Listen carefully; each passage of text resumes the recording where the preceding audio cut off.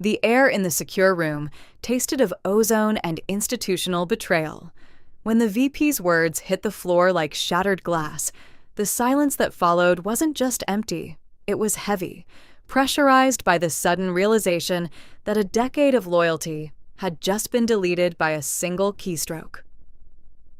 The fluorescent lights hummed with a clinical indifference, casting a harsh glare on the mahogany table that had seen more secrets than a confessional. Inside the secure room, the vault, as the junior analyst called it, the atmosphere was thick enough to choke on. It wasn't just the lack of windows, it was the sudden, violent shift in the corporate climate. 1 minute, you're the architect of the future. The next, you're a ghost in the machine, waiting for the system to realize you've already been exorcised. The VP didn't look up from his tablet. He had that look of a man who had outsourced his conscience to a legal department 3 floors up. "We don't trust old clearances anymore," he repeated, his voice as flat as a dial tone. It was a sentence designed to end a career, yet it hung in the air like an unsolved riddle. Was it a policy change or a declaration of war? She didn't argue. Argument requires a shared reality, and the reality in this room had just been rewritten. Instead, she watched a stray dust mote dance in a beam of artificial light, marveling at how something so small could remain so free while her entire professional identity was being incinerated. Her hands, usually restless during high-stakes meetings, were unnervingly still. It's funny how the mind focuses on the trivial when the tectonic plates of your life start to grind. She noticed the slight fraying on the VP's silk tie, a microscopic flaw in an otherwise perfect suit. Even the executioners have loose threads. With a slow, deliberate motion, she reached for the plastic lanyard around her neck. The badge felt heavier than it should have, a piece of encoded plastic that had been her backstage pass to the world's most sensitive data. She unclipped it. The metallic click echoed like a gunshot in the cramped space. She laid it on the table, the holographic logo catching the light and flickering like a dying star. It was more than just an ID. It was the physical manifestation of her access to the truth, and now it was just trash. Moving to her terminal, she didn't rush. There was a strange, haunting beauty in the way the code looked one last time, lines of elegant logic that she had nurtured like a digital garden. She entered the final command. The screen didn't flash or scream. It simply faded to black, a dark mirror reflecting her own calm expression. The machine sighed as the cooling fans wound down, a mechanical expiration that signaled the end of an era. The silence that followed was different from the silence before. It was the silence of a tomb, or perhaps a crime scene. She stood up, smoothing the wrinkles in her skirt, with a precision that bordered on the ritualistic. The VP finally looked up, his eyes searching for a flicker of fear or a spark of rage. He found neither. She gave him a smile that didn't reach her eyes, the kind of smile you give a stranger who has just stepped on your foot and hasn't noticed yet. As she turned toward the heavy steel door, the weight of what she was leaving behind began to settle. But beneath that weight was something else, a cold, sharp curiosity about what report number 522 would look like under the harsh light of a federal sun. They thought they were freezing the operation to protect themselves, but some things are better left frozen. Once the ice begins to melt, the rot becomes impossible to ignore. She stepped out into the hallway, the door sealing behind her with a pressurized hiss. The game hadn't ended. The board had just been flipped. The sun rose over the Capitol, not with a glow, but with the sickly paleness of a bruised ego. By 6 a.m., the lobby of the headquarters was no longer a temple of corporate ambition. It had become a staging ground. 3 black SUVs sat idling at the curb, their exhaust plumes curling into the crisp morning air like question marks. Federal inspectors don't knock. They arrive with the rhythmic, terrifying authority of a heartbeat you can't control. Inside, the atmosphere had shifted from sterile to panicked. Office chairs sat abandoned, and the smell of expensive coffee had been replaced by the sharp, metallic tang of anxiety. The inspectors moved through the corridors with a predatory efficiency, their windbreakers rustling, a sound that, in this building, was more intimidating than a siren. They weren't interested in the art on the walls or the mission statements etched into the glass. They were looking for the digital remains of report number 522. The VP was already there, looking like a man who had aged a decade in a single night. His suit was the same, but the person inside it seemed to have shrunk. He stood by the central server hub, watching as a lead inspector, a woman with eyes like flint and a handshake that could crush granite, plugged a forensic drive into the main terminal. "The operation is frozen," she said, her voice cutting through the frantic whispers of the skeleton crew. Silence. It wasn't just the absence of sound. It was a physical weight. The hum of the servers, the lifeblood of the company's secret projects, dropped an octave and then died. One by one, the status lights on the towers turned from a confident green to a warning amber, then finally to a cold, dead black. It was the sound of millions of dollars evaporating into the ether of a legal hold. The VP tried to speak, his throat clicking as he swallowed. We were following the new clearance protocols, standard security hygiene." The inspector didn't even look at him. She was staring at the data, scrolling across her monitor, the ghost of the badge swipe from the night before, the final shutdown command, and the encrypted headers of number 522. "Hygiene involves cleaning," she remarked, her tone dripping with a dry, academic irony. "This looks more like an autopsy. You didn't just freeze the operation, Arthur. You buried it alive. The problem is, we brought shovels." Behind the glass of the observation deck, the remaining staff watched the digital lights go out. There is a specific kind of terror in watching your life's work be treated as Evidence Exhibit A. The office, once a theater of high-stakes innovation, now felt like a hollowed-out shell. Every filing cabinet was a potential liability.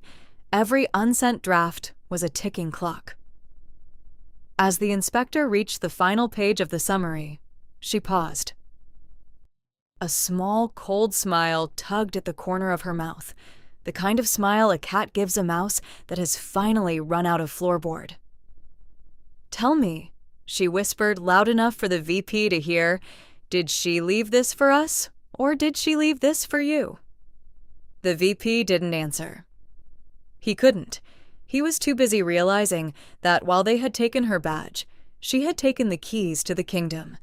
The ice was already cracking, and the water underneath was freezing cold.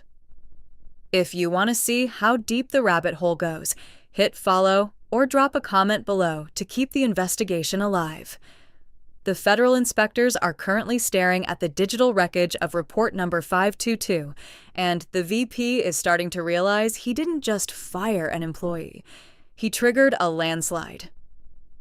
The lead inspector, a woman named Miller who carried herself like a walking deposition, didn't bother with the office chair.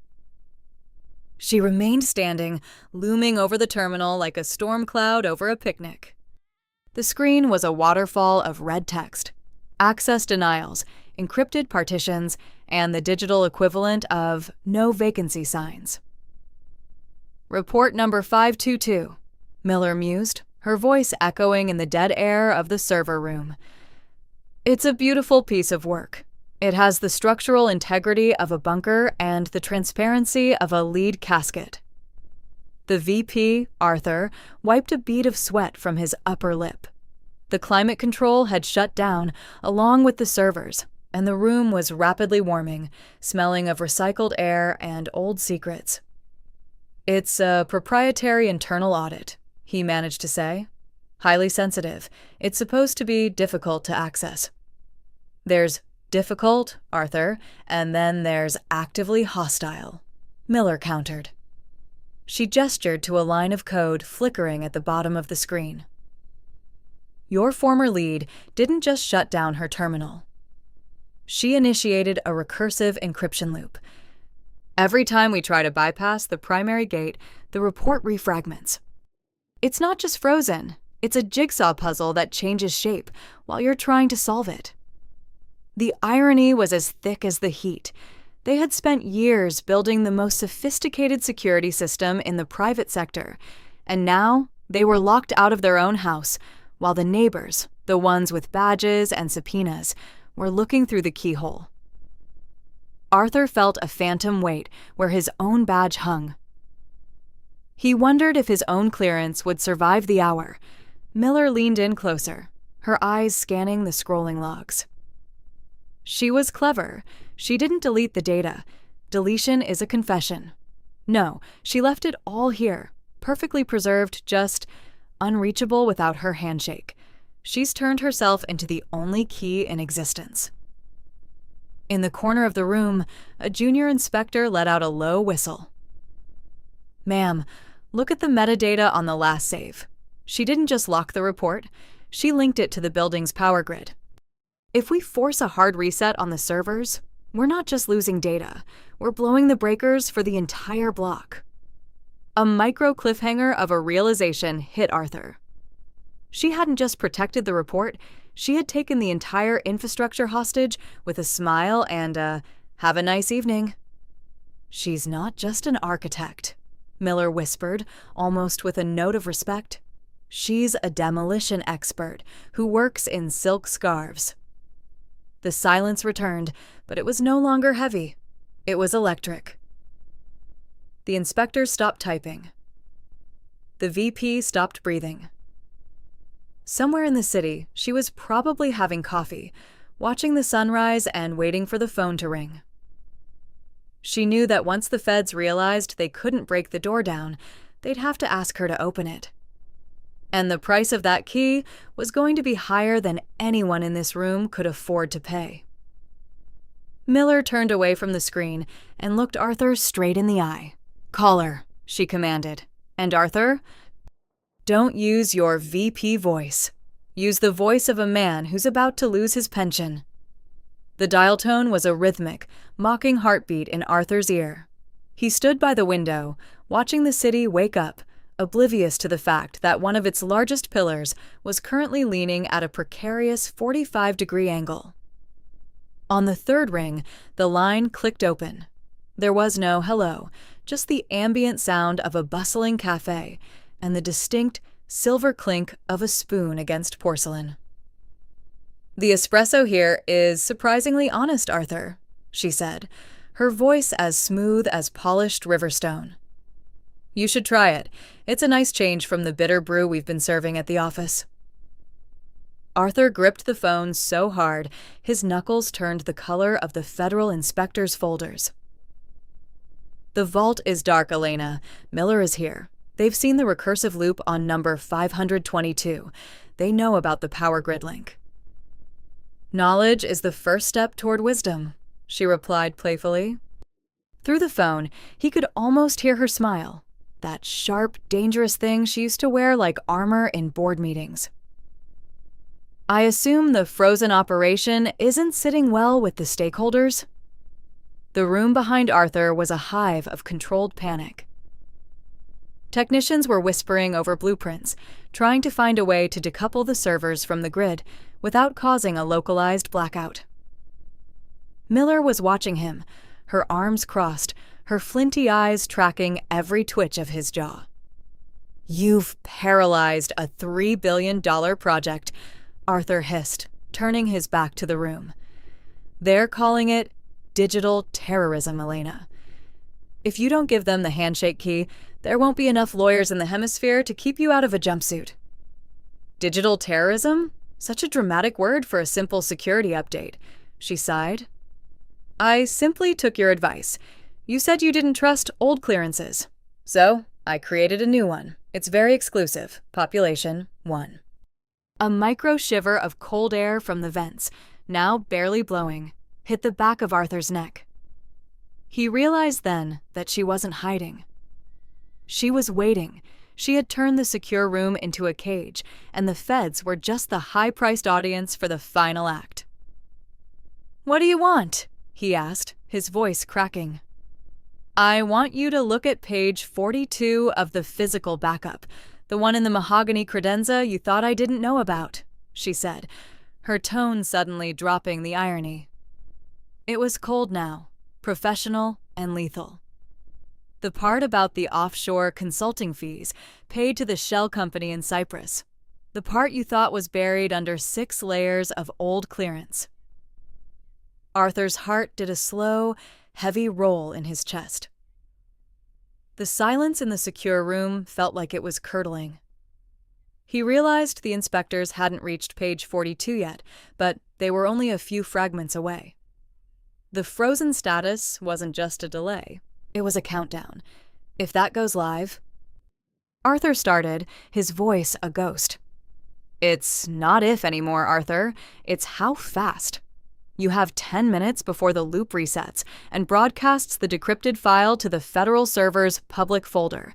Unless, of course, you find a way to convince Miller that the whole thing was a technical glitch, and I'm the only one who can fix it." The line went dead.